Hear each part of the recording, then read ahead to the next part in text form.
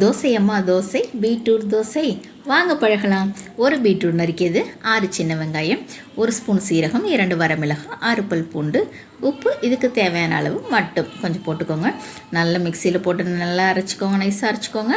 இப்போ தேவையான அளவு தோசை மாவு எடுத்துக்கிட்டிங்களா, அதில் ஊற்றி நல்லா கலக்குங்க. அப்படியே பிங்காக சூப்பராக இருக்குங்களா மாவு. வாங்க ஊற்றலாம். இப்போ தோசைக்கல் சூடேறினோடனே அப்படியே தோசையை ஊற்றிடுங்க. சரிங்களா? உண்மையாலுமேங்க இதில் பீட்ரூட் ஸ்மெல் சுத்தமாக வராதுங்க. சூப்பராக இருக்கும் தோசை. கண்டிப்பாக சுட்டு சாப்பிட்டுங்க. குழந்தைங்க நிறைய பேர் பீட்ரூட்டை அவாய்ட் பண்ணுவாங்க. ஆனால் இந்த மாதிரிலாம் செஞ்சு கொடுக்கும்போது பிங்க் தோசைன்னு சொல்லிட்டு ரொம்ப இன்ட்ரெஸ்டடாக சாப்பிடுவாங்க. சரிங்களா? கண்டிப்பாக குழந்தைங்க இருக்கிற வீட்லேயும் இதை நீங்கள் செஞ்சு கொடுங்க. பெரியவங்களுக்குமே இது ரொம்ப ஹெல்த்தி தாங்க. சரிங்களா? நம்ம வெறும் தோசையாக சாப்பிட்றத விட இந்த மாதிரி காய்கறிலாம் போட்டு சாப்பிட்றது கண்டிப்பாக ஹெல்த்தி தாங்க. சேனலை பிடிச்சிருந்தால் லைக் பண்ணுங்கள், சப்ஸ்கிரைப் பண்ணுங்கள். டாட்டா பாய், தேங்க்யூ.